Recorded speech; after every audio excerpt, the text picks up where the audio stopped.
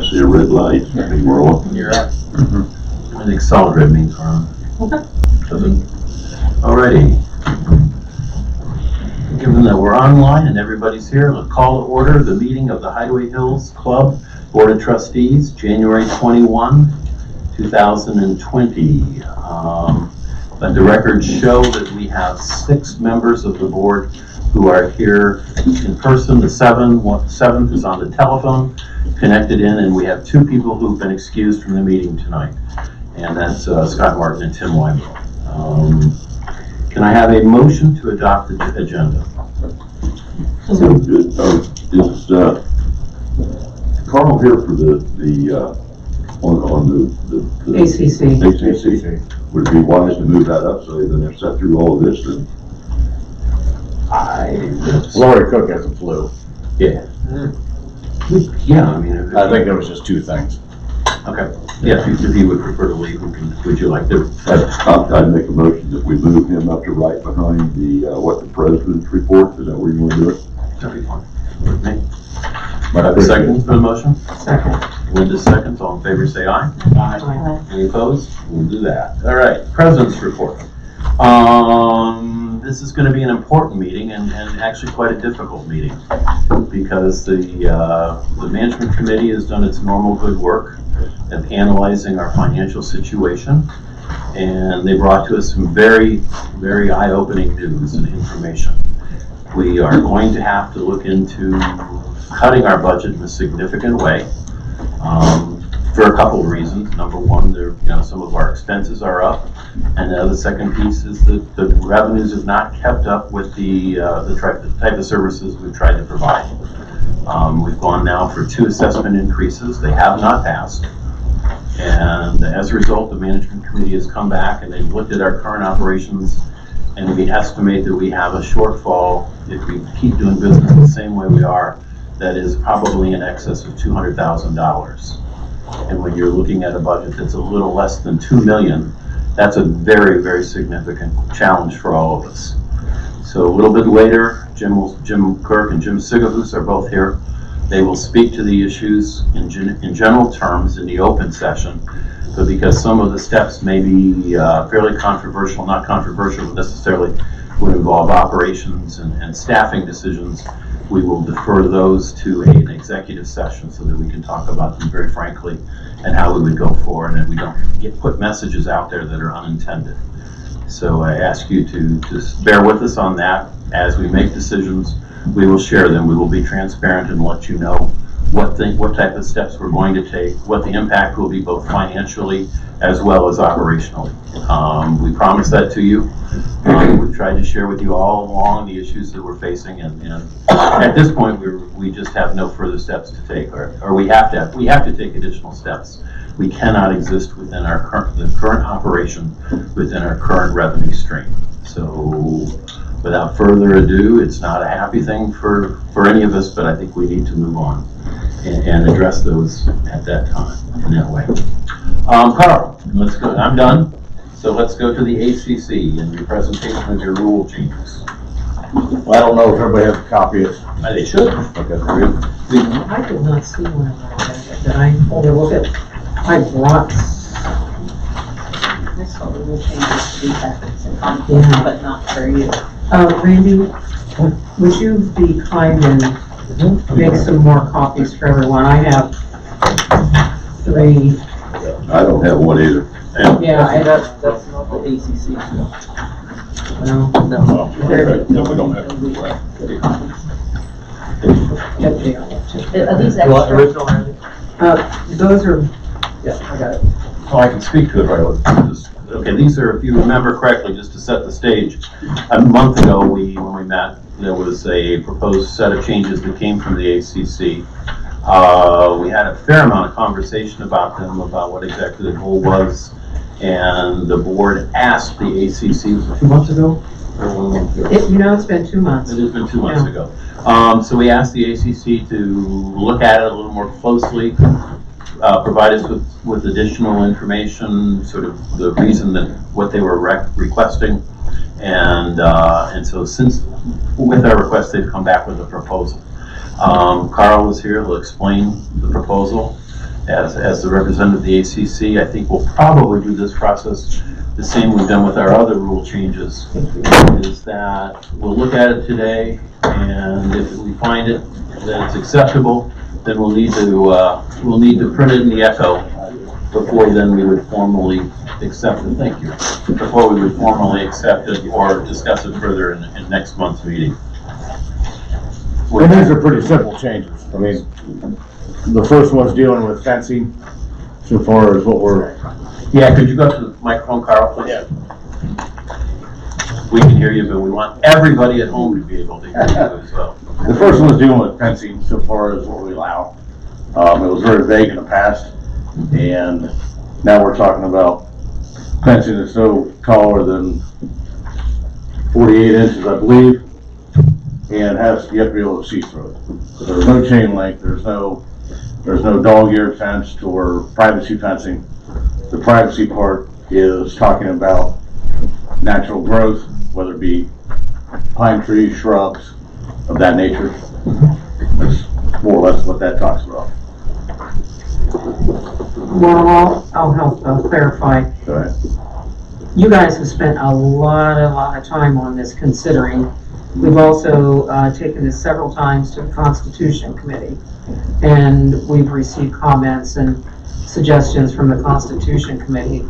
And whereas, yes, you're right about no chain link fence except for dog runs that are to be behind a home and not visible from a roadway. That's correct. That would be the one exception to that. And those states to where there's no fencing within the front property line of the house. Right. So properties aren't supposed to be boxed in a Correct. privacy fence. Except it was something like a invisible fence underground. Well, for the record, for people who don't want, go ahead and read it. It says, new, to maintain the open wooded views and vistas throughout our unique community, fencing must meet the following requirements. Point 1, fencing must be of an open weave design. Solid fencing or wood or other construction material is prohibited.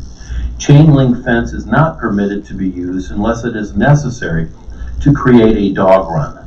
Such dog run is to be located to the rear of the home and is not to be visible from the roadways.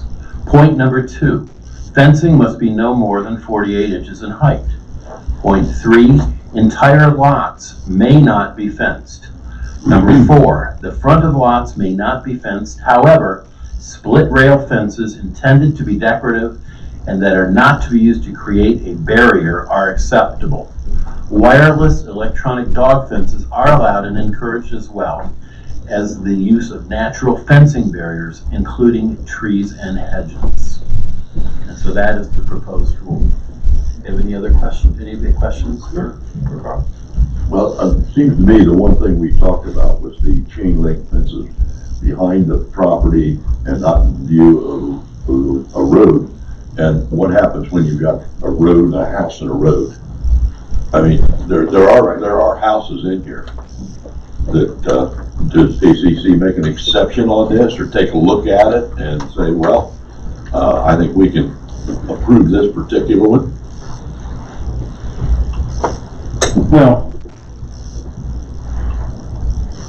yes, we're trying to clarify it, but there's always special circumstances. I mean, how can you get rid of that? If you're saying that, then you're gonna have to say no chain link. What I'm asking though, Carl, Right, is, I understand what is there a way that where you guys can override this and say, okay, in this case, it's acceptable with board approval? Well, it already states that it can't be viewed from the road. So if there's a house, backyard, road, you got an issue there. So ACC could say, no, it will not be allowed. I think Jim is asking, are you guys going to be willing to entertain appeals? That's already stated in the rules, appeals. I mean, the board has Final authority. the final authority. That's the next paragraph here in the rule change. Right. Dealing with the ability to Correct. appeal. Right. And would this be applied retroactively to people who already have existing fences that violate the rule? Well, we can't ask them to take it down, no. No. So the existing fences would be grandfathered. Correct. probably ought to put that in. I mean, it's the same thing with colors and all that stuff. No different. I don't know that we need to put that in I or guess as not. long as everybody agrees to it, but Well, what are you gonna do when somebody have- comes up and says, well, George did it, why can't I? George has got it, why can't I? well, we have colors that don't necessarily match earth tones that we've allowed, for whatever reason, exceptions, and we haven't said, well, we grandfathered. It's just, I just wanted to make that sure that everybody's clear that, there could be exceptions to the rule. And as long as everybody's clear that, this can be appealed and. Well, I mean, try to compare it to what we have now. Oh, you mean the current rule? Yeah. While he's looking, to Jim's point, we might just date it, just as of, Yeah. and when we pass it, which will be next month, just lead with as of a certain date, that, and it's grandfathering. Otherwise, 3 years from now, when did you pass it? Yeah, that's probably the best way of doing it. We've done that before. Maybe you should be on Good. a Constitution 20. Currently, it states all fences shall be subject to approval by the committee prior to installation. Members shall submit a scaled plot plan showing fence location, verifiable distances, and drawn within the accordance of the boundary line. No chain link fence will be allowed visible by the road. Okay, That's where it is now. okay. it's actually a little stricter at roadways at any time. So, Right.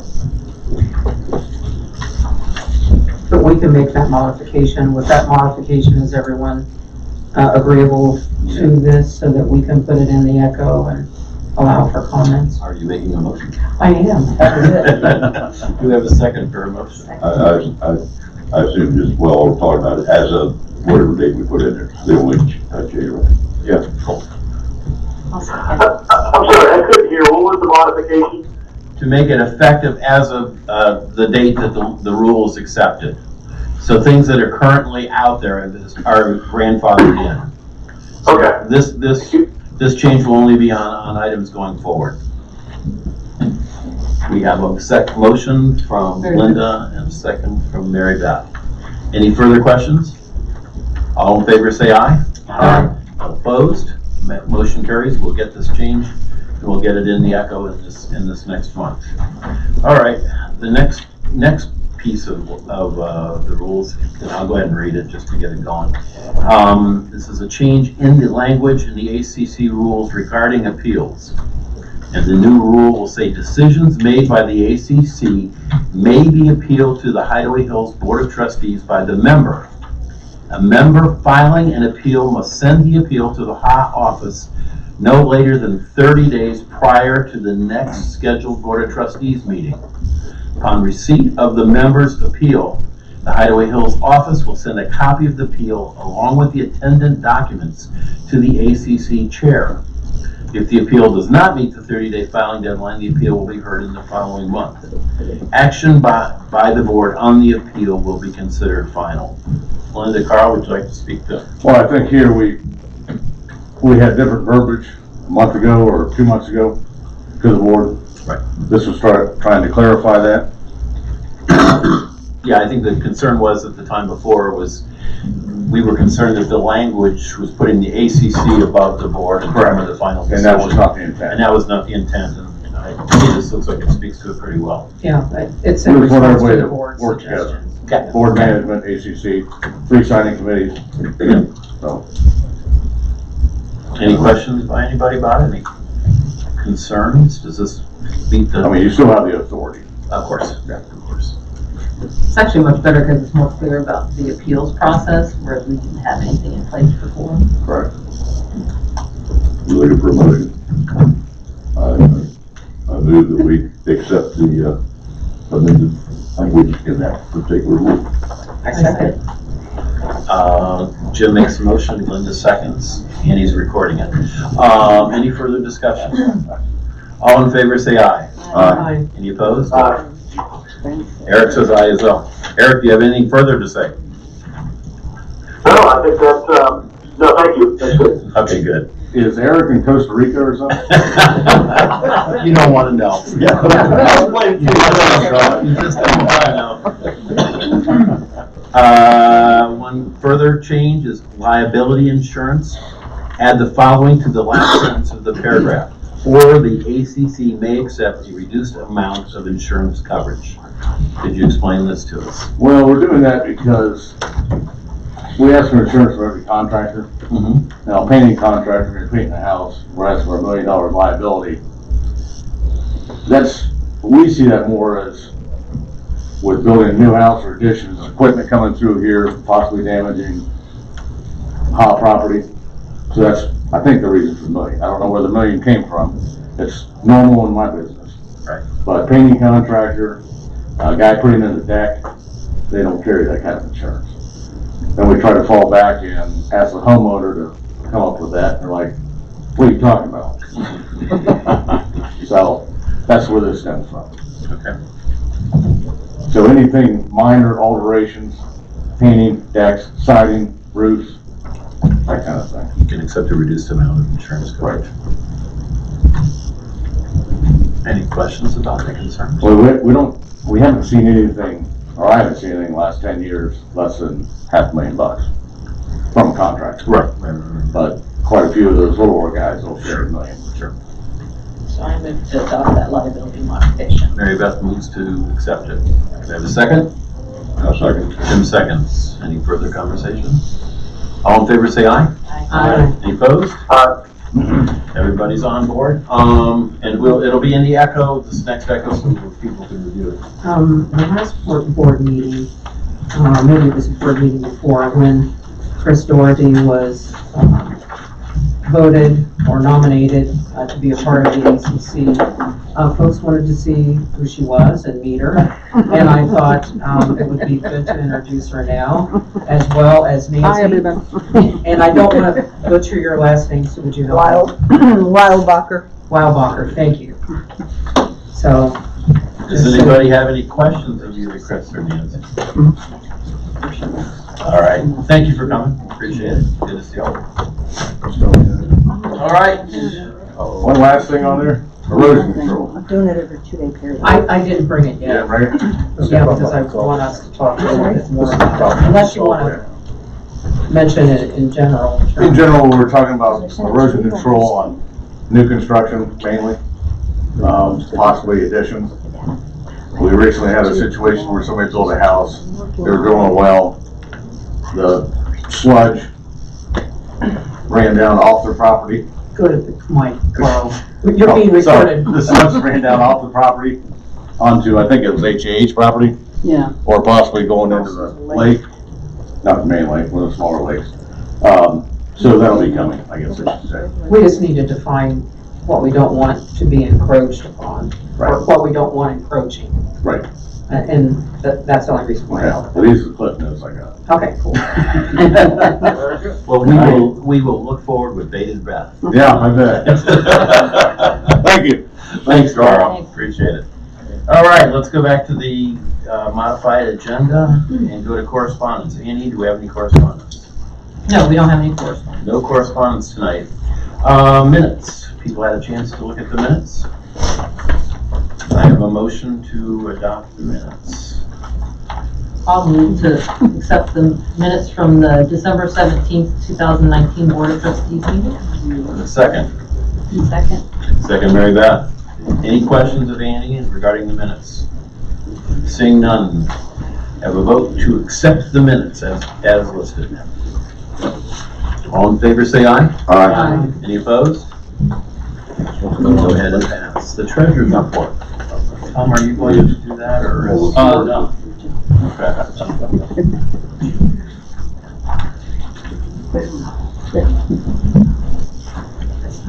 Man, it sounds like one to six.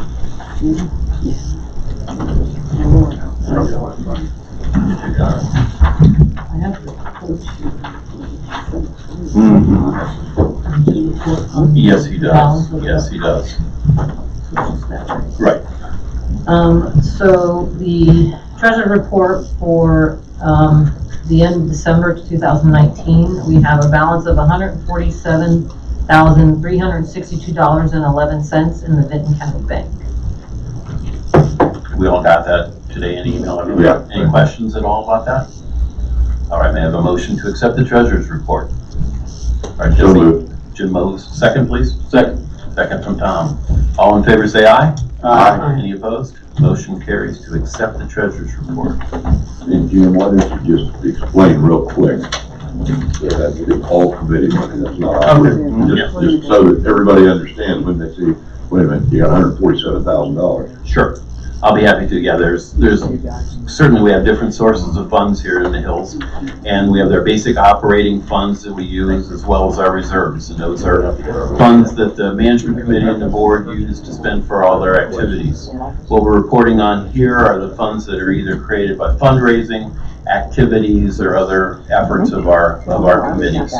And so those funds are recorded and kept in a separate account, different than the club operating funds. So the funds I was talking about earlier in the president's report about our operating funds are different than these funds. These are earmarked. They're primarily at the discretion of the committees to make recommendations on using these funds as we go forward.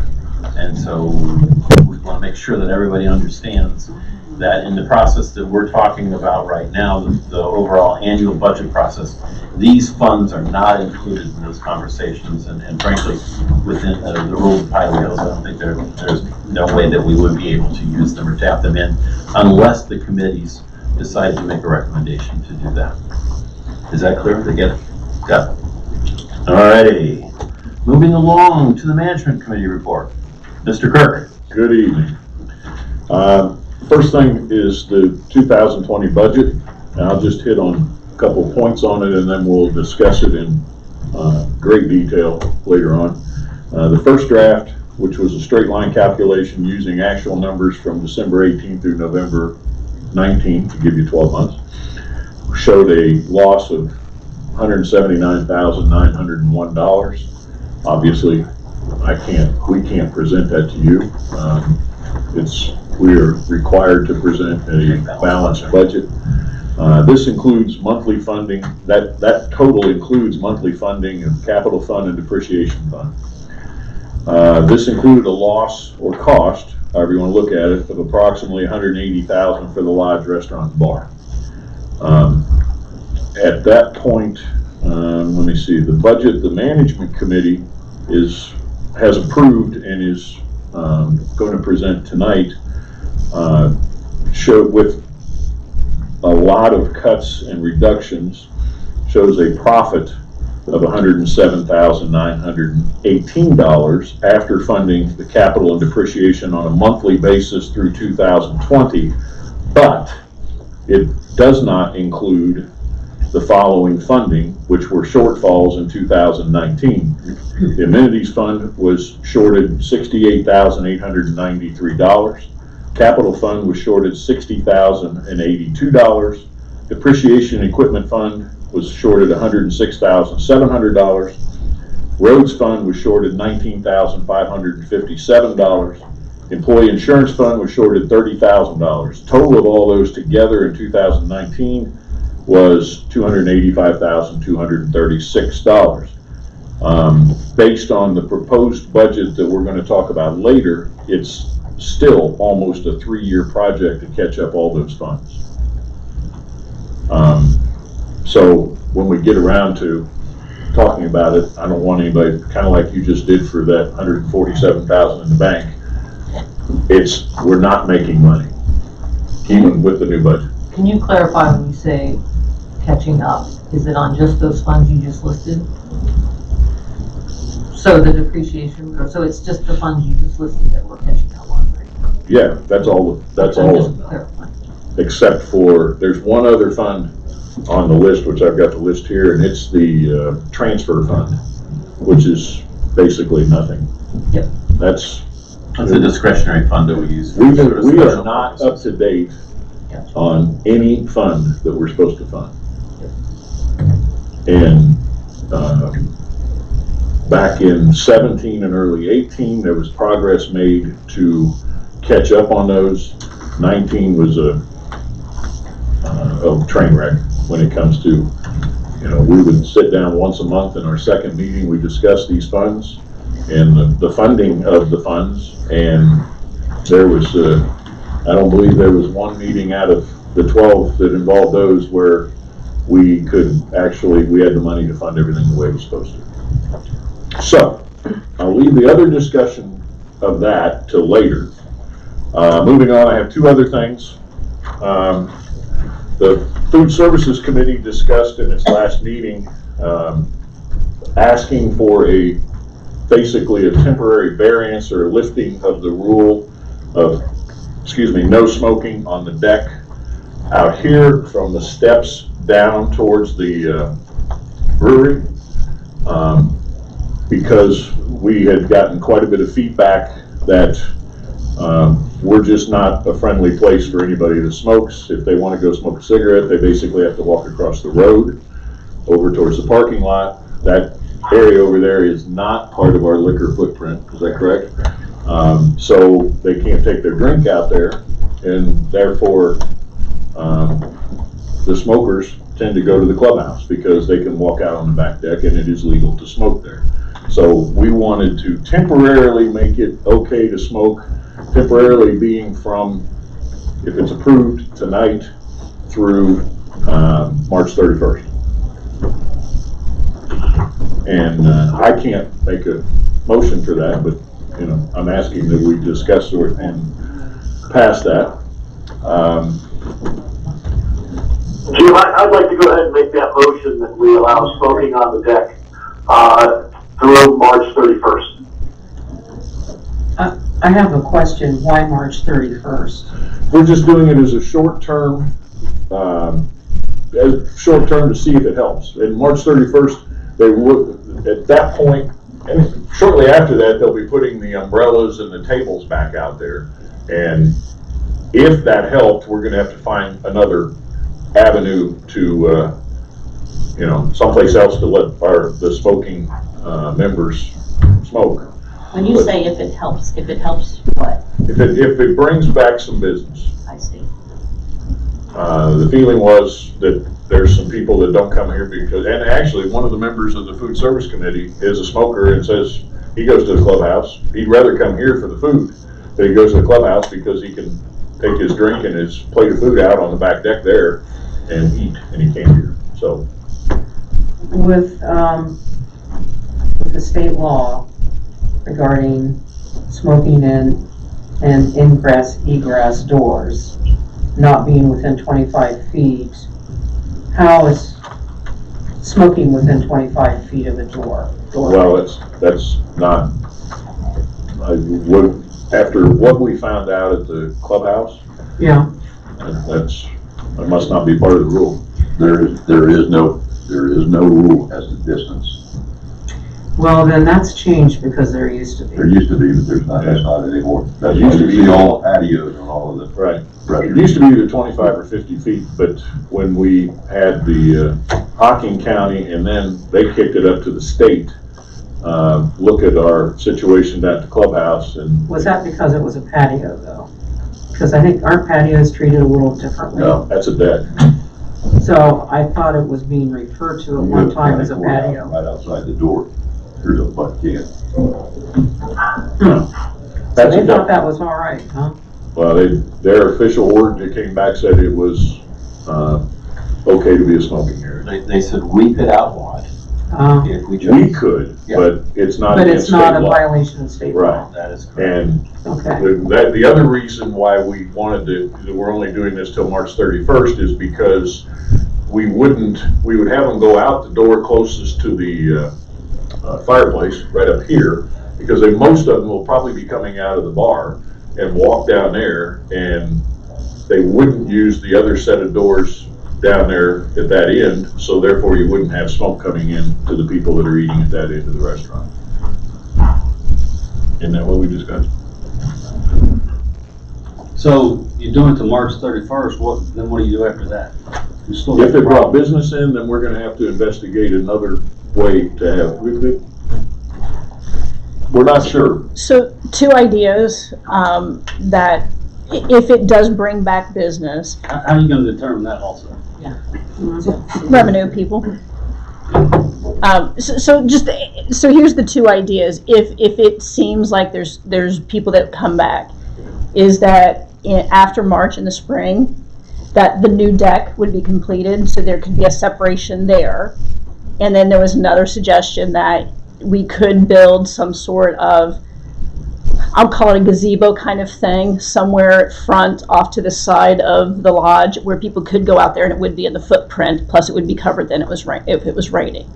So that's why it's more of that till March 31st to kind of verify, does it bring people back? If it doesn't, then we're done. If it brings people back, and some of it is, you can check the numbers and some of it is a gut feeling. I mean, you guys can come up here and know who's come back and who's not. And then if it has brought people back, then the next discussion is, what do we do more permanently?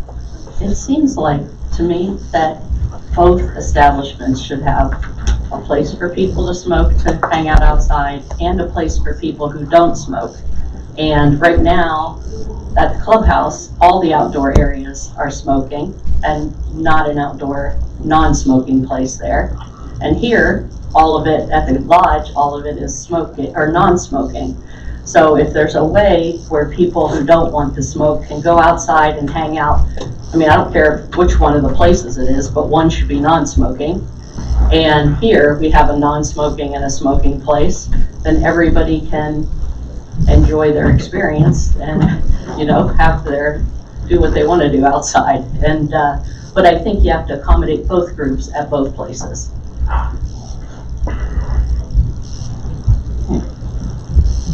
I think right now we're not talking about the clubhouse at all, Mary. Well, I am. Well, I think maybe that's a different issue, because where there is not enough room to do that. There's two outdoor places there, just like Kathy was talking about. When the front is done here, there'd be a place for non-smokers here and a place for smokers.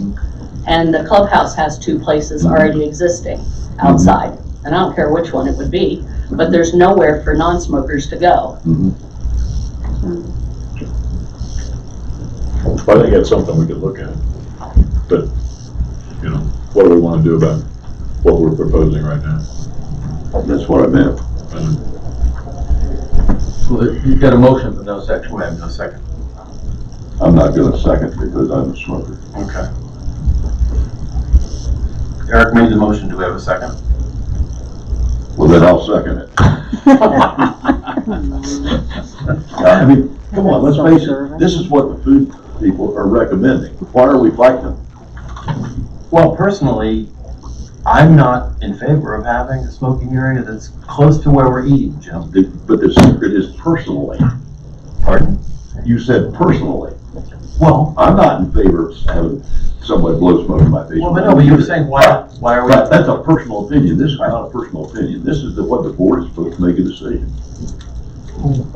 I mean, And the decision. again, I was part of the food services committee, and it wasn't, I mean. But whether you recommended it, you didn't recommend it, the food service committee recommended it.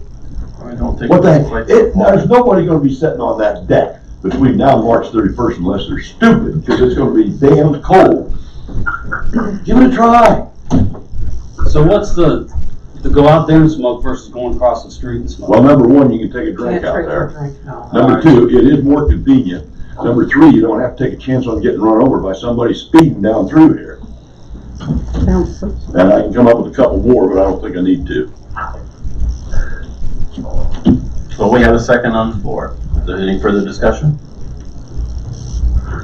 All right, let's take a vote. The motion was to use the outside upper deck here at the lodge on what would be the south end of the lodge. By the brewery. By the brewery. We would allow from now until March 31 as a test period to have having a smoking area on the lodge, because the current rule says that there is no smoking on that lodge. All in favor say aye. Aye. We have 3 in favor, the number against. People saying no? No. 3-3, so I get to decide, so I'm gonna say no. I'd like to make a motion that we look into and establish a smoking and non-smoking area at both the clubhouse and the lodge. I think that's fine. Food services or management committee, where do we go with that? Or just another committee to do it? No, I don't think you need another committee. I don't either. We'll look into it. Before we get into that motion, I want to support the lodge. There is no doubt in my mind that that's what I want to do, and I want business to come back. Is there a way that we could just briefly discuss having the gazebo? I mean, where would be within the footprint? Out the door to the right. Out this door and to the right? Out the front door, and pretty much to the right in that grassy area between there and the drive that comes down here. So in that area, a gazebo could be established where folks could drink and take their drink out and have a cigarette, cigar, whatever. And is that, I'm assuming that too would be appealing, and that would be more of a long-term way to address this. Yeah, it wouldn't fit into the budget this year, but Well, maybe donations. no. No, it That's Because not you have, the smoke will come up through the deck, and the part that you haven't designated as a smoke, well, none of them would be smoking. They used to smoke down here, and that's why it was shut off, is because the smoke. No, it was shut off because somebody fell downstairs on the ice. Ah, okay. Well, it could have been shut off because smoke was going up through there during the summertime, and there's people up there, and especially with the new deck, that the prevailing wind is that way, so if somebody's standing outside Randy's door here smoking, you're gonna have somebody sitting down there, get in their face. I'm in favor of looking at that, actually doing that. I realize money is not in abundance. We don't even have enough. I know that, but maybe donations. Okay. And I agree with Linda, I'd rather do something long-term instead of 2 months. I don't know what we're gonna get out of 2 months. And I do think they need to feel welcome and have an area. I think Yeah. both sides need to have a place they can go. And I would agree with that as well. And in support of the lodge, if it means business for the lodge, I think we really need to do it. But I do think if we can do it looking forward and make it long-term. I worry a little bit about the March 31st because I know if I were a smoker, I used to be many years ago. Me too. But if I were, I'd say, well, hey, we did it until March 31st. What's the problem now? And I know there's a rationale, and that would be explained, but still your gut would say, hey, why not? And where's my place? And so I hear you, Jim. You don't want to walk across the street and get whammed by a car coming through, and you'd like to have your drink. So, I'm okay with that. I personally think it will increase business for the lodge. People that do come up here don't stay. The smoke don't stay. Would you be interested in donations for that, specifically earmarked for that? Me personally. Maybe I'm overstepping a little, but because I know we don't have any budget. You could probably get donations to do that, because it's not gonna be all that expensive to put a gazebo I up. don't think so. We talked about it, Randy. Where did we end up? Oh, I started that conversation 5 years ago. I know, that's what I was saying. And for that exact same thing was the gazebo out there to the right. The issue is where the ground, the terrain drops off, but that's not really an issue. You can put it on posts or some kind of foundation. The expense was the issue. So Jim, do you want to be in charge of donations for that? No, absolutely not. What's that gonna look like? No. I was in charge but I was on the clubhouse, the deck and everything else, and I've done enough asking people for money personally. Okay. Mom can do it. I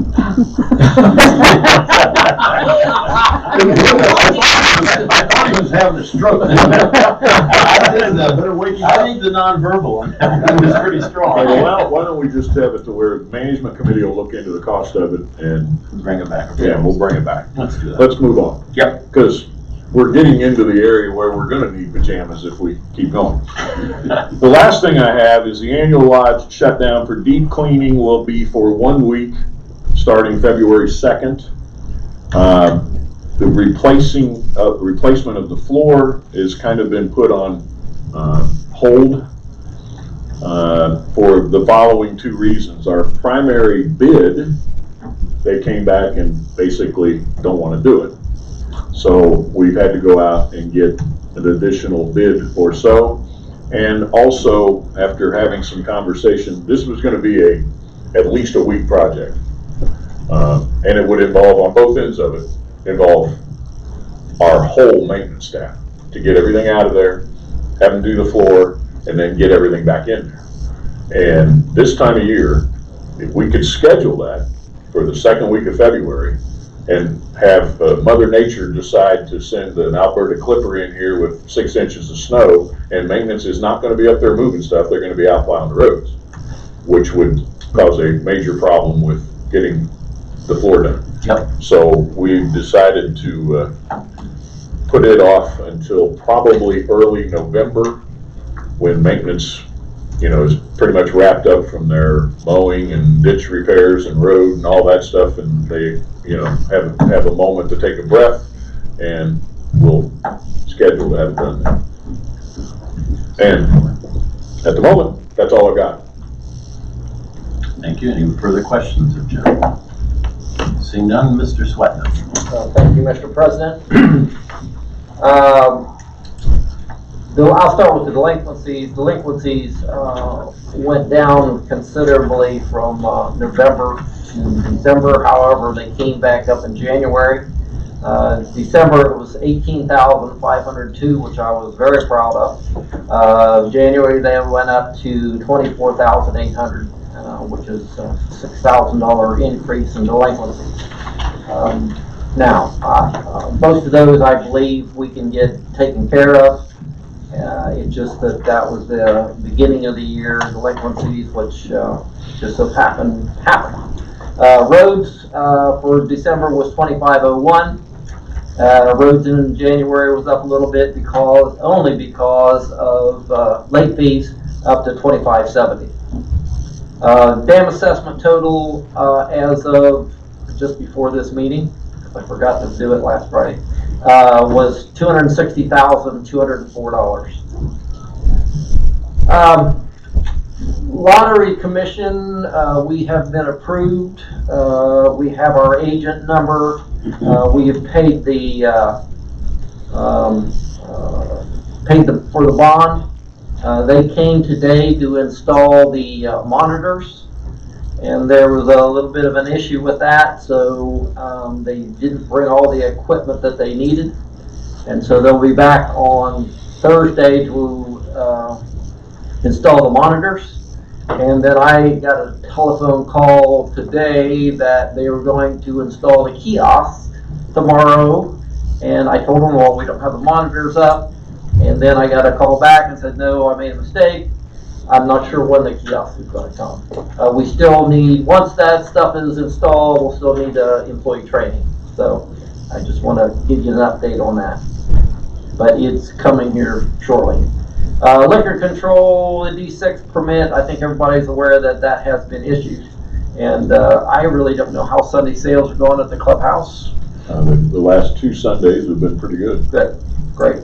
Good. They changed their hours from, yep. And it seems to be, and they're also planning a Super Bowl party that they're already putting on Facebook. Cool. Good. The other thing is we've been having the folks that live on the dark side of the lake. That would be me. That would be you. We've been having some trouble with the Boar Hill gate controller sticking halfway open, halfway closed. And so that we are going to replace that. That is on order right now as we speak. It'll probably be another 2 or 3 weeks before we get that installed.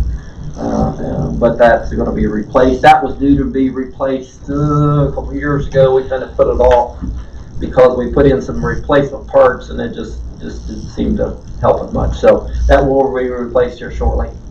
Last thing I have, which wasn't on the agenda, was to approve I know the language for the conflict of interest was approved, but we didn't approve the form, which I think probably needs to be approved by the board. So, that's up to you guys to approve that, and I think you have a copy of that, it's just that the form hasn't been approved. So, Okay, we can do that. Further down, we got the code about the school Okay. changes cool, and conflict of interest. We can wrap those two together. and that's all I If have, that's sir. okay with you. Yeah. Sharon, I got a question. Randy, you report the dam assessment, so Yeah, what's the significance of that number? I was asked to report that. Okay, but all it is the amount that we've got collected that we're gonna send to the bank, am I correct? That equals about 9 months worth of payments, because we pay about 30,000 per month. Is our debt service on that, so that's how much we have. But it's not an income, it's just a pass-through. That, yeah, Right. those are accumulated funds. There's one. That's what's in funds the that bank right continue- now. Well, we're concerned about revenues, I wanted to make sure. Right, we again, explain what those the are significance of earmarked that to number is. retire the It's debt of no service. significance to our No, operation. no. If you would like me to quit reporting that, I can do that as well.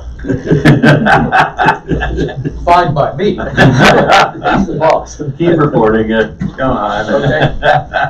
I think it's just clarity as to what the fund, what the actual money is going toward, and that it doesn't belong to our coffers, or it's not revenue in any way. It's, And one of the really good things is we only have about 16 months left. Right. Before we'll have that debt retired. Alrighty, do you wanna go, Eric, if you're there, wanna go into, since we've been talking about Keno, let's go right into Clubhouse Instant Bingo and where we're at with that. Can you- Okay, sure. Do you hear me? Yeah, you're good. Okay. Yeah, so when I investigated further into the pool tabs or / instant bingo, and here's what I found out, is that we are able to contract with a Hocking County, in the case of the clubhouse, Hocking County charity, to provide the pull tab service. We are looking at making, I think it was $240 for every 4,000 of these cards that we sell, 4,000 of the pull tabs. You'd be selling the pull tabs at $1 a piece. They would be distributed by a machine that is, we would just attach to the wall, very similar to our kiosk that we'll be having for the lottery. And I guess probably the key on this is it doesn't really, it's not going to cost us anything other than the cost of doing the business. And we'll make a 6% margin on all sales, which is actually very, very similar to what the lottery is paying out. And this really gives people another option for a different type of game that they'd like to play, and create another option for us to create some revenue. And the only thing I have not done, pending the board wanting to move forward, is finding that charity that we work with. There's a few options out there, but certainly wanted to see that the board was wanted to move forward on having this done, bringing the pull tabs into the clubhouse. This also could obviously be done at the lodge. We would just need to find another charity to deal with in Fairfield County. Is there any administrative overhead that we have to, in terms of staff time? That would be, go ahead. So what the machine, of course, is going to do the work as far as taking care of the cost of the tickets. So our staff will, at the end of each shift, or however management decides to, I'm assuming they'll do whatever schedule they're going to be doing with the lottery, pull money out of the machine. The owners and our staff, during the course of business hours, will have to pay customers out that will be winners. Would there be a separate drawer then that they would be working out of? Well, that is, so certainly this is a different cash box. Okay. But I've talked to some other bar owners and that have POS systems, and they said that you could actually put a line item in your POS, and of course this would be something for gym management to take a look at. But but to add that line item in our POS so that all of this comes and goes, really very similar to somebody ordering a beer or a hamburger. So we wouldn't have to keep a separate box or a separate cash box. We should be able to go and do this through our POS and have everything go right through there so we don't have that extra box. Hey, Eric, Yeah. in the box of pull tabs, what's the biggest winner? I mean, normally. Well, it does depend on what we order, okay? The ones that I've been in, normally it's, the ones I've seen is a $500 winner is the highest. But the key is, of the $4,000 that we would sell, 3,400 of it is paid back out. Okay. Well, the reason I asked about the biggest winner is because that would dictate how big of a drawer we'd have to keep. You know, somebody comes walking up with a $500 winner and we got a $100 drawer. I think you could work around that simply by, okay, you're gonna have to wait till tomorrow to get your money, if that's a problem. No, I'm not saying it's a problem, Is, we need to know ahead of time. Yeah. I'm just wondering if any of the proposed budget cuts will affect our ability to add more work for the employees at the clubhouse. No, It doesn't affect that? no. Hey, Eric, it's Tom. Hey, do you have any projected on the sales, how much you would sell? I don't, but it's really, it's no different than the lottery. We don't know how much we're going to sell in lottery either. But all we know is it will make 6% of sales. Okay. And lottery told us, if you remember correct, by all means, somebody correct me if I'm wrong in this, but I think lottery told us we would expect to make around $1,500. I don't know if that's going to be per month. I don't know if that's the case, but that's, think about what do we have to go and sell 6% of to get the $1,500, and my mind's not working right now quick enough to figure that out, but you can figure it. Yeah, so the 6% gets us to 240, the other $360 goes to the charity then? That's correct, and of that 360, 125 of it goes to buy new tickets. So they have a cost, and we would actually make more money than the charity. The charity is actually going to make around, right around 200, whereas we're at 240. Okay. Yeah, okay. And all we would need, there is no cost to us. All we would need to do is sign a contract.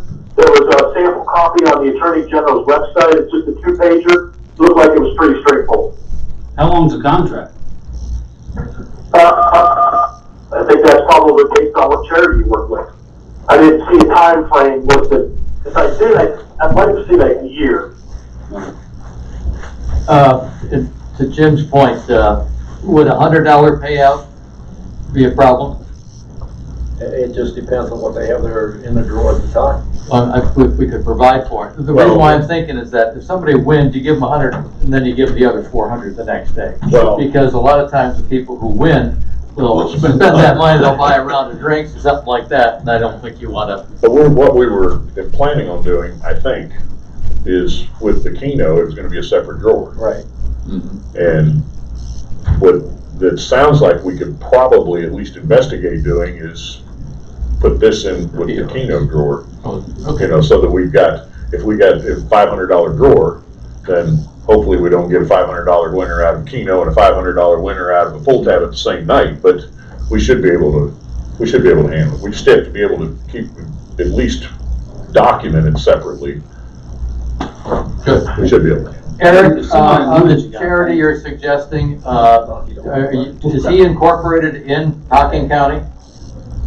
Do you know that? Say that again, please. Is the charity you were suggesting incorporated in Hocking County?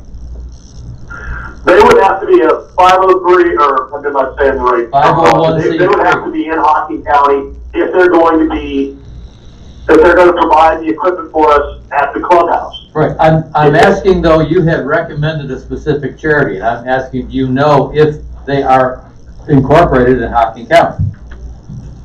I don't know that I recommend it. There is a organization that is here here in Hocking County that does not have a pool tab license yet. There are others that, if that doesn't work out, that Lancaster Bingo, who I've been working with, said that they could find another charity for us, just like they would for the lodge, that would be willing to work with us. Let it go. All right. Why won't we consider letting the Keno get in place and letting our staff get accustomed to it and seeing how that performs before we decide to move forward on this?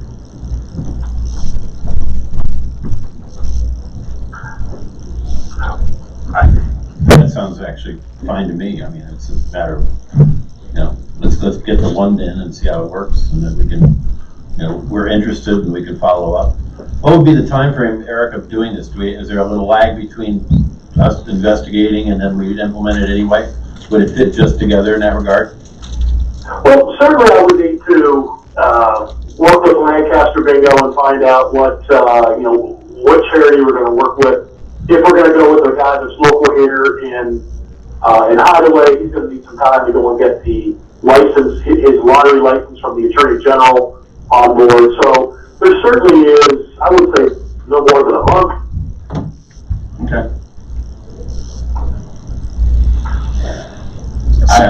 I guess I'm getting the sense in the room is that we have them continue to investigate it, and then we can go from there. We don't think we need a motion, but to go forward with it and see how it works out with the Keno, and we can revisit this next month. Is that without a motion? Are we good with that? That's good. Okay, so are you comfortable with that, Eric? I'm fine with that. Okay, cool. Well, go forward and see what you can do, and we'll bring it back up at the next meeting. We'll put it back on. Statement Sounds good. or question for him does come back up. For the charity that is picked, does there need to be some process in place to determine which charity we pick? Because I just heard that there's somebody in Hideaway Hills. What if there's other people in Hideaway Hills that have charities and stuff like that? I think the board might want to think about how you're going to pick the charity. I was just gonna say that. Yeah, well, it's not a bad idea. We could just basically put in the echo and say that we're interested in doing this, and are there any charities that would be, I think that's fair. Rather than picking somebody out of, I think that's fine. The board's gonna have to prove whoever it is. Yeah, you're right, yeah.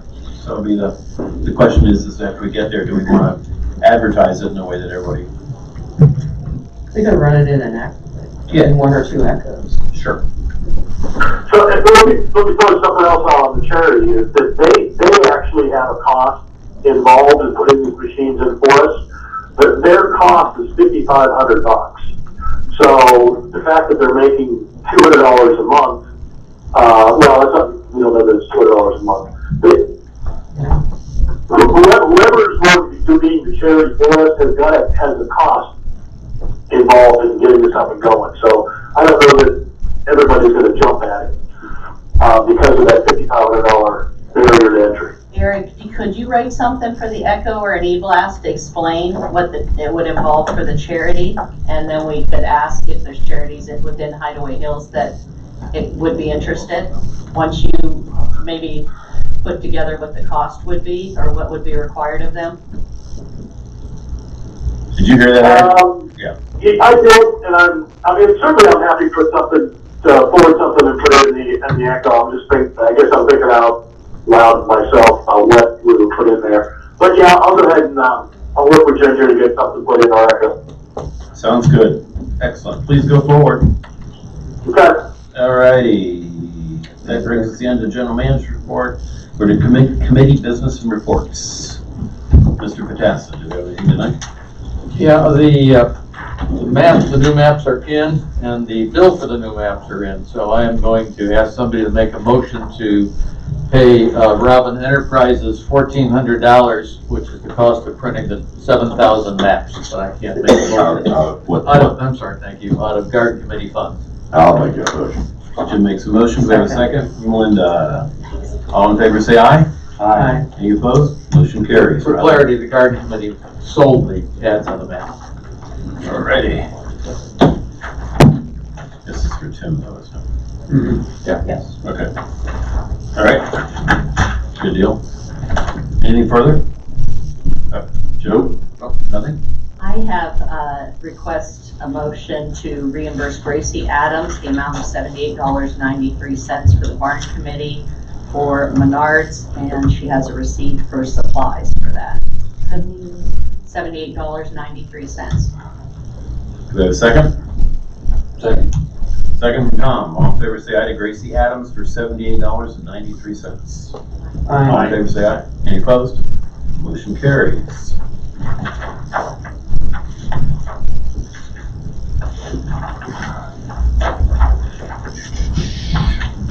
Linda. I'm not sure how you want to do this, but there has been some discussion about silt pond engineering close to the Blankenship property. Right. And the Lakes Committee has said that they would agree to pay $5,000 of the $10,000 to do that. Do you want to discuss that now? Do you want to I do think it? that we should kick that to the management committee to see what they We're want. we're gonna discuss that at our meeting next week, Okay. and then if we go forward with it, then we'll need, approval Okay. for Lakes to pay. And for those of you who don't know, there's an area on the north end that is where the old Bora Hill Road used to come down into the lake. And it's turned into quite a stream these days. And the pile of silt is about knee high at this point in places where it was essentially 3 to 4 feet deep before, and it's really coming down significantly. Yeah, you're right. Yeah. So we're looking into sort of. I think we're looking at all of the streams that are coming into the lake to try to get a plan together. We've been successful with the one in Durban Run. There's a couple others that are sort of naturally occurring, but this is one that is sort of the change on the north end, the area where we dredged, where we spent almost $250,000 dredging. It's sort of reversing what we accomplished 3 years ago. So management committee's been out there, they've looked at it, and we've investigated whether to go with 2LMN to engineer it. So they'll bring that back up. All right, cool. I have nothing. All right. I have a couple of bills here that I need to get approval to pay. The first one, this is going to be for the deck. Carter Lumber, we have a bill for $3,507.78. It's for some of the materials that have gone into the foundations. Can somebody make that? Where's the Carter Lumber. No, what fund? Oh, I'm sorry, the deck fund. The deck fund? It's a deck fund, yeah. This is for the foundations of the deck. And these are the cardboard sonotubes that you pour down, the 6-footer. That's what they cost. And that was from donations. That is from donations, yes indeed. I'll make the motion. Linda seconds. All in favor, say aye. Aye. Any opposed? Thank you. Second one is again for when we went ahead and put the foundations in. Randy, we hit a drain line, didn't we? Several. Several drain lines, but anyway. So the contractor was required to make them right, but we agreed to pay for the plastic pipe essentially. And so we have a bill from Discount Drainage. That's a regular account we have, correct? With Yes. them? And so the bill there is for $294.08. I'm going to make a motion that will also come out of the debt funds. So moved. Linda moves. We have a second. A second. Annie seconds. All in favor, say aye. Aye. Any opposed? The third one is we have a comedian schedule. Ms. Clevenger, we're going to tell about that a little bit. Sure. I know you're never short for words. Come on. Rather, I've talked a lot tonight, so You get to come up to the mic now. So in an effort to kind of help continue increasing the patronage at the lodge, we, I'm going to say the FFF funds, which is really from the deck tour fundraiser that was in May, using funds from that to have comedians come in on February 22nd. There is a person out of Columbus that books comedians in the Columbus area, and she's a comedian herself. So there will be 3 comedians coming, so like an MC, host, A feature. and then the headliner. And the headliner that's coming is actually in Ohio, has won several awards just even in 2019 and 2017. So just requesting funds of $800. And to be honest with you, again, those that money is coming from the deck fund, or the deck tour, The deck tour funds. deck tour funds. And depending on what kind of night it is at the lodge, it may be one of those things that we split the cost to. If it's a really good night at the lodge, some of the cost of that may come out of the lodge, but we want to go ahead and get approval of $800. So if it does need to come all out of our funds, we can. It's coming out of the food services funds? Yes, well, there's one account, and it's both the deck funds as well as the tour of the decks. So Kathy has raised some funding for. Yeah, that's what I meant. Yes, so it's coming out of the committee funds. Yeah. That is correct, yes. And to clarify that, and it's just said a little bit differently, so there's the money that was specifically raised to build the deck. That's being set aside, and that is protected to build the deck. Throughout the last 2 or 3 years, we've had a deck tour a couple times. We're selling mugs and different things. Those funds are kind of split between helping to build the deck and then what we're calling programming for both here and the clubhouse. Now, granted, we haven't done anything in the clubhouse lately, but in years past, we've paid for musicians and stuff down there. So this would be programming funds that have been raised. Much better explanation than I could have given. We have a motion for Are they family friendly? I doubt it. I can affirm that they are not. Can I have a motion from someone for I'll do. Jim, Linda seconds. All in favor, say aye. Aye. All opposed, moving along. All right. Andy, got anything? So our member-driven ad hoc committee, we've had some great discussions. And one of the topics that came up in our last meeting was understanding the cost of the golf course. And in having those conversations, it became very clear we really can't truly say what any amenity costs. So I actually wanted to ask the question of, could we put some policies in place to where we can truly track what each amenity costs, and not just labor, but actual all equipment, like treat it like a cost center, like a business would, so that we truly can understand the cost of every We amenity. have that. For every amenity, Well, not necessarily every minute. including the equipment costs and everything? Yeah. Okay. So the report you gave us, it had equipment costs in there. You gotta talk louder. So the report you gave us included equipment and everything else? Yeah. Okay. That was, I think, 165,000 for the Okay. golf course. Is that That's the what? number you gave me. Yeah. I 165,000. sent you that, the Yeah. P&L for the golf course, yeah. Right, that's what the P&L said. Yeah. Would that include costs that were spent out of the depreciation? Well, wouldn't include that. Okay, so That's I think my I think point. it's- That's my point, though. Okay. We should be able to say what it costs to run an amenity, no matter what fund it was paid by. Okay. That's, I think, what their point was to us, and feel free to jump in and add more, Mary Beth, but we couldn't answer their question, so.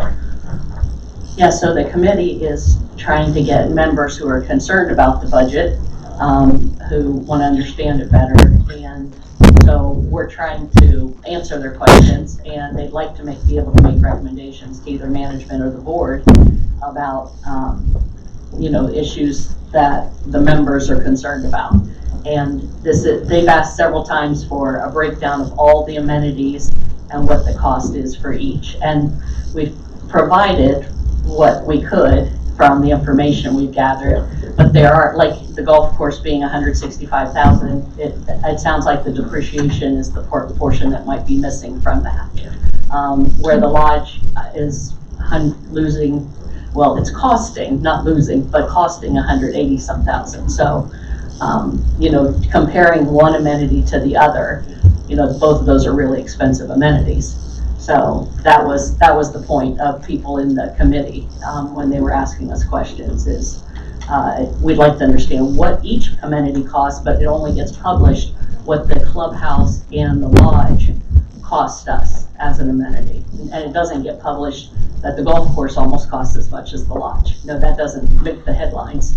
So that's the kind of thing they're asking about, which I think is a fair question. They also asked if we could have a name for it, and you go ahead. Well, I was gonna say, I think that's on the agenda It is a later, but little yeah, later. okay. We'll get back to that. So let's work together with Randy and Penny and try to get those accounts. Yeah, and I know that, like, we wouldn't have it obviously for in arrears unless there was some way it was actually being tracked in arrears, but at least going forward, we would be able to say what each amenity truly costs the club. That's all I had. Got nothing. We got nothing. Anything further? All right. That being done. done, it's time then for open forum. Nobody's interested. Nobody's interested. All right. Good deal. They didn't want to follow Kathy up to the mic. All right, we've already done the ACC rule change, we've already done Keno, we've done Clubhouse Instant Bingo, Jim spoke to the budget recommendation. I guess that takes us then to reaffirming the e-votes. I'm sorry, no, there's a banking resolution, let me read this. This is regarding the account that we need to do to, why don't you read it? I thought we were gonna cover it. Huh? We are, we're there. We're already there. Oh, you're right. We're right Sorry. there. Yep. All right. So resolution, the Hideaway Hills Club Board of Trustees at their regular meeting on January 21st, 2020, duly motioned by, I'll say myself, Annie Kerrigan, seconded by, to be named, and by votes cast by those trustees present, approved the following resolution.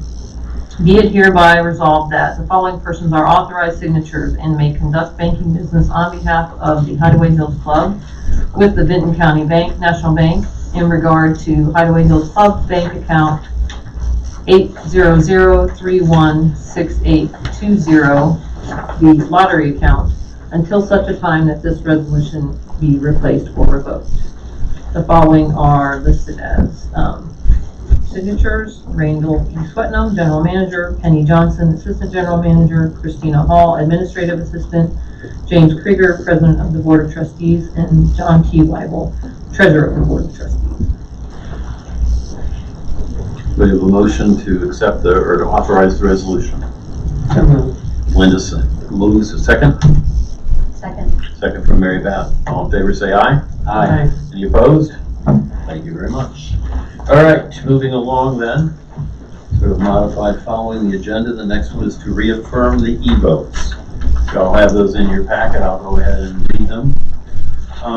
Starting with these first three are 8-0. I guess I'll do all the 8-0s and then come back and get the 7-0. The first one on December 20th, an e-vote to pay all power equipment $253.64 from Garden Committee funds to winterize and minor repairs to the Garden Committee riding mower. That was 8-0. On January 1, 2020, an e-vote to accept $500 and offer for the sale of Lot 6. That was an 8-0 vote. On January 7, 2020, an e-vote to approve accepting an offer from Reba French that would net $3,568.76 and receive Lot 69 back. That was 8-0. And Randy, that'll reduce your delinquencies a little bit, about as much as it went up. Yep. Because that's one that's on the delinquency. And on January 15th, an e-vote to pay $11,000 from food fund and fellowship funds to DHF Excavating for the foundation for drilling for the new deck. That was 8-0. I have a motion to accept the e-votes. So moved. From Annie, a second. Second. Second from Jim. All in favor say aye. Aye. Any opposed? Those carry. The last one, we have a 7-0 vote. E-vote to approve $1,223.52 from the Garden Committee funds to Seymour Quality Instruction. And then C, the letter C, more quality construction for supplies to reinforce the fence around the garden and to replace a gate. That was 7-0. May I have a motion to accept that e-vote? Linda, yes. Second? Second. Jim Lloyd, all in favor say aye. Aye. Any opposed? Motion carries. Alrighty. The next topic is a fine appeal on lot 714, and as the inhabitant of lot 74 is here. Yes, sir. Mr. Sharp, would you like to step to the microphone, please? Okay.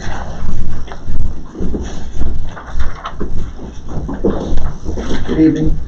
My name is Bill Sharp, lot 714. I received a letter from Randy stating that I had a fine for my boat not being removed from the baseball field. And what happened was, I was told by my wife that she's on Facebook, which I don't have a Facebook account, but that it was upcoming that boats had to be removed from the I'm sorry, not boats, but trailers need to be removed from the baseball parking lot because they were gonna be taking all the boats out on a Saturday. And I went down, I think on Tuesday morning to go get my trailer. I was having boat problems. I had to pull my boat when I was gonna do all this. So I went down there on Tuesday morning to go get the trailer and to bring it up, and I couldn't find it. So then I had asked, I think it was Randall, security, and then he didn't really know anything. Then I went over to the boneyard and found my trailer. Brought it over, picked it up, my boat with a rope, going it over there, putting it on my trailer, putting it at my house. And then, I don't know, a week, 2 weeks later, I received a letter from 2, 3 weeks, I don't even know how long it was, but I received a letter from Randy. As soon as I got that letter, I went right up to see Randy and said, what happened here, what's going on? I didn't even know about this. I didn't know the boat had to be removed, so I went up there to talk to Randy, and he was on vacation. And I thought maybe Sturgis, but I don't think so. And so then I talked to Penny, and then Penny said, you should have had notification, you know, and I said, I didn't get anything on an email. And then I said, well, maybe it went to my junk email. And then I did check that later on, and that's what happened. All my emails were from the club were going to the junk mail. And she said, Penny says, you should have got it on Facebook. And I said, I don't have a Facebook account. So that happened, and so I rectified that. I got out of the junk mail, I corrected that, so I'm getting all the emails, but Good. I had no idea, and that's why I'm down here today to appeal the violation. So the trailer was there? The trailer was there. And it was I taken just, by our people over to the boneyard it was, after the deadline? right, and I just had no idea. I wouldn't have done that. I would have definitely, I've removed, it only takes me 10 minutes to move it to my house. Sure. How long you been on the e-blast list? I have no idea. I'm sure it's been for years, but Have you been a little curious, didn't get any? I get so many emails. If I show you right now, I've got probably 60. I don't know. I've had it since 2010. I got 68,000 emails. Yeah. So I have no idea. I get just so much information. I understand that, but you know, you would think that you would see them. I don't get near as many emails as I used to, but when I was sitting where Jim's sitting, I got them all the time. Sure. But I'm just. Was I it don't- that in the Echo? Yeah, I just pulled it up. It's in the. It was also in the Echo. Okay. I didn't see it. The information I got was from my wife that there was a boat, they were gonna be removed. And I said to myself, hey, you gotta get it out of there. I'll just do it by, Tuesday. And, because I was having boat I problems. think it was a week before the boat would pull pontoons, it had to be out. Is that right? Saturday before, I believe it was 12th, I believe, if I'm not mistaken. Yeah, October 13th, October 13th. All right. Anybody have any more questions of Bill? How many? What was the issue? The trailer wasn't moved or the boat? It's the trailer. Yeah, the trailer wasn't moved. They weren't doing it till Saturday. I just went from common sense because my wife said, you gotta, they're doing it on Saturday. You gotta get down there to get it out of there. I didn't even think that, it's not like it's Friday afternoon, but again, if I would have known, I would have had it removed, absolutely for sure, but I just didn't know. And I did correct the emails, and I talked to Randy. So I am getting all my emails, and I do understand the importance of making sure that you get that over. How many people did we find in that? Great. 3. Do I hear a motion to accept the appeal or not? What about this? It cost us some money to move that. Why don't we split the difference? If they'll pay 50, we'll take 50 off. I mean, it's just a suggestion. No, I see that. I'm looking around the room to see how other people feel. I'm okay with that. It's not like he's been in here more than 4 or 5 times. We've seen Yeah, it. if that covers our costs, that would be fair. Would that be fair to you? That's fair. I appreciate that. Okay, make the motion. I make a motion that we suspend $50 with a $100 fine. And don't come back again. And don't come back again for that.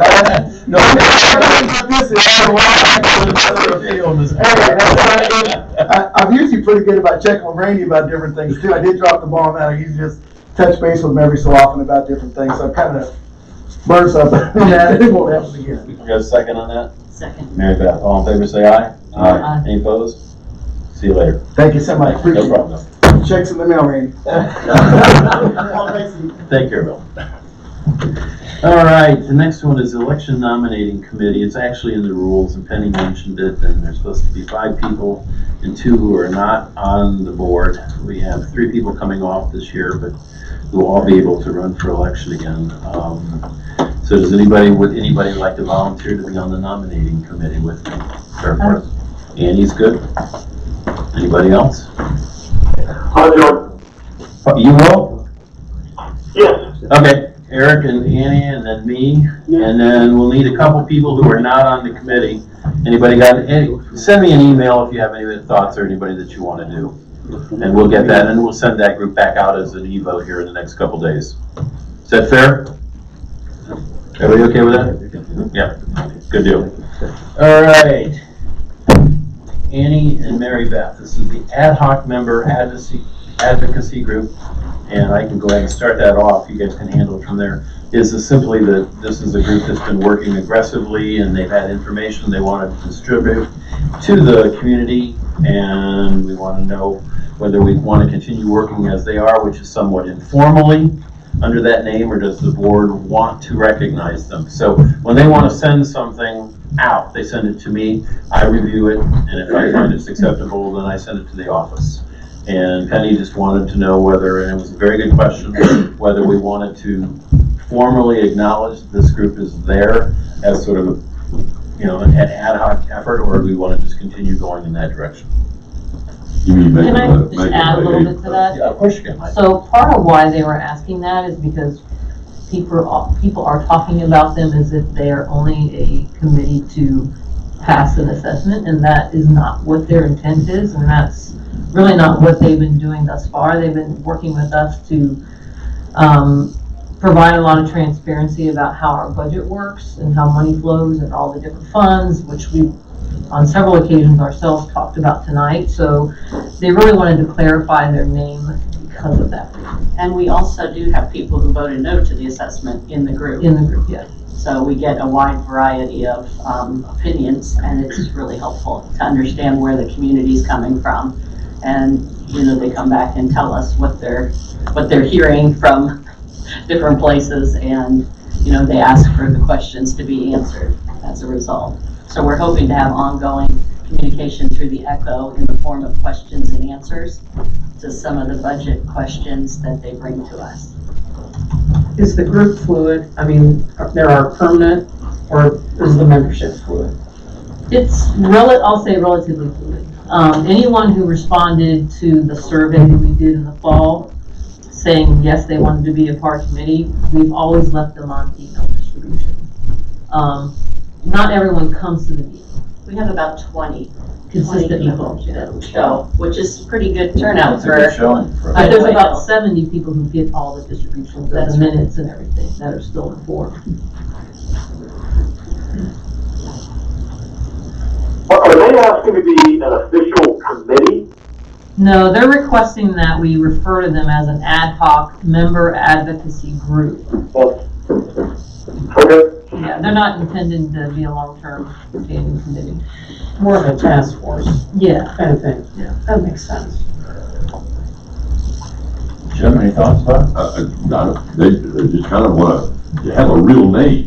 Yes. Yeah, and if they want, if they send it, it'd be either Randy or I or Linda, if I'm not around, approves their e-blast, then we'll send them all out. I think that's our rule. Yeah, Isn't it? yeah. Is that, Tom, any thoughts about that at all? No, I have no problem.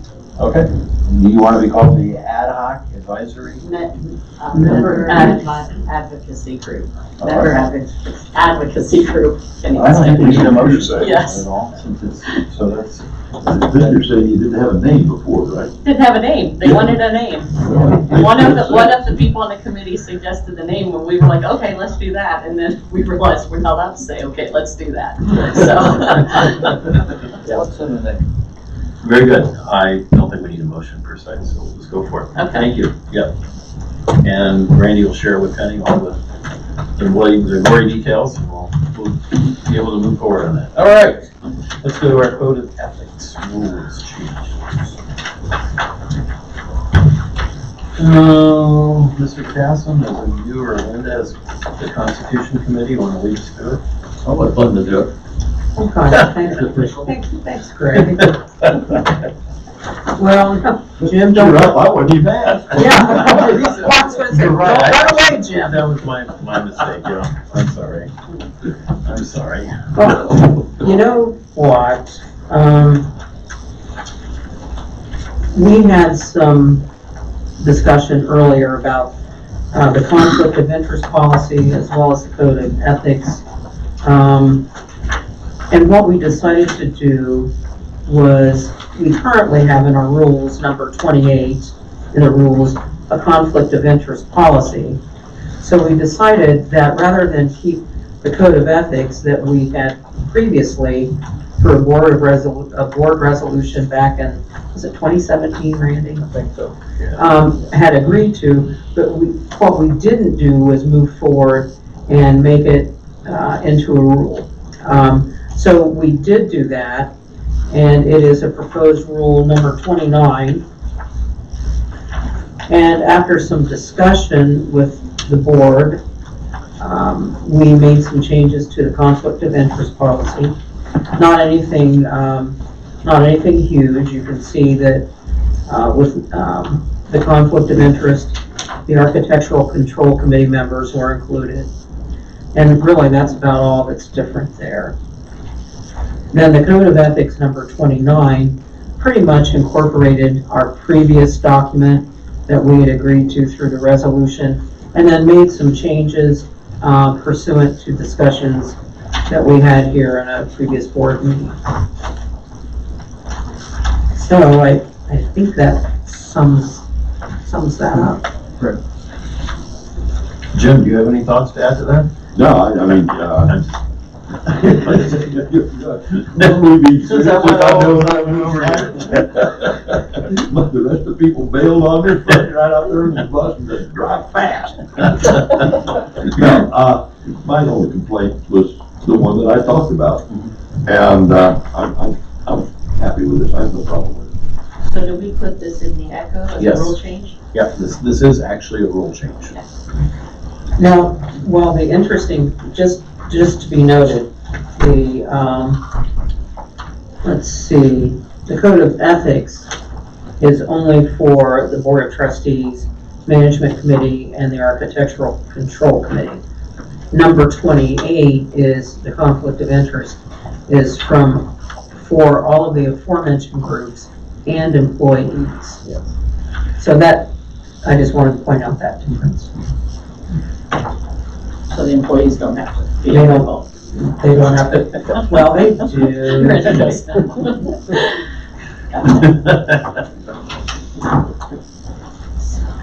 Are you looking for a motion? Need a motion to approve Oh, it? that's what I was just like, make sure, I looked through them, I'm fine with what we did, so I think we need a motion, we publish I've it. got, well, how about this, I'll even make a motion to Very approve good. it. Look at Mr. you. Lloyd makes the motion, we have a second. Second. Second from Melinda, all in favor say aye. Aye. Any opposed? Let's get it printed up so we can,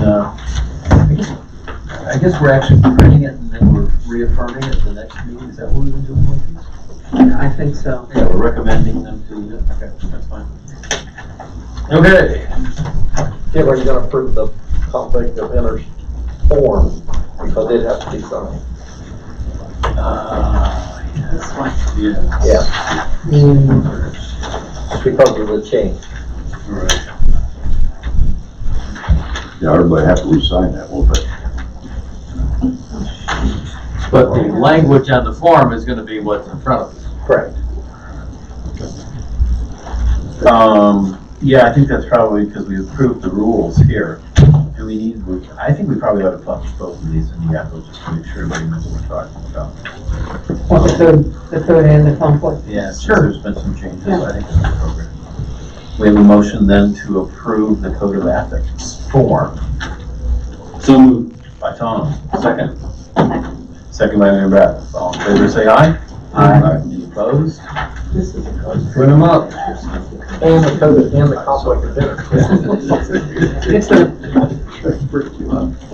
You're talking about that you want to get Yes. approval for this form, which Yes. is the conflict of interest, not the code of ethics. Yes, correct. Is it changed as well? Yes, well, you got different wording. Yeah. Oh, I don't have it with that. Oh, I got you. Yep. Okay. Once again, can I have a motion to approve the new conflict of interest policy? Mary Beth says yes. Second. Second by Jim. All in favor, say aye. Aye. Any opposed? No, we're good. Thanks, Randy. Thank you. Clean that up. Annie, any new members this month? Yes. All right.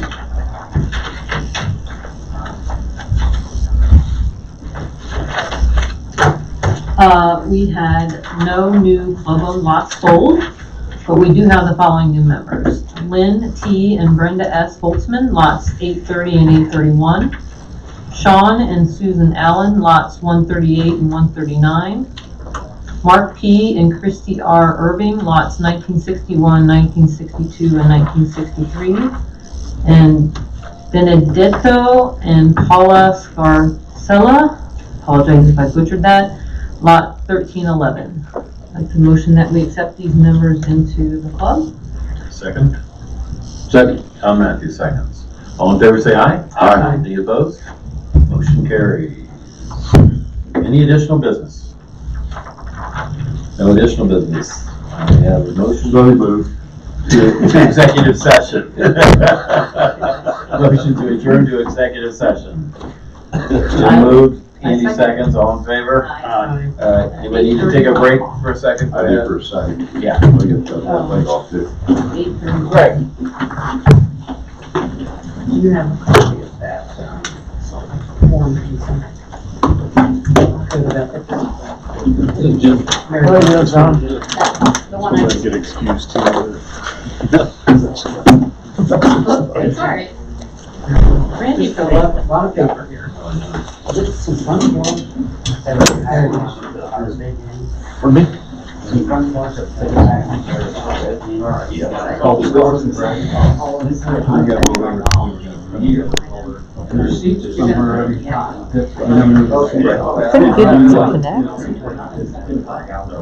haven't heard anything back. And then they were down on the floor.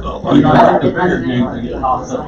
They're like, you know. Well, see, this isn't right though. She might very well be interested in that. You can go in there, it's called strawberry pack.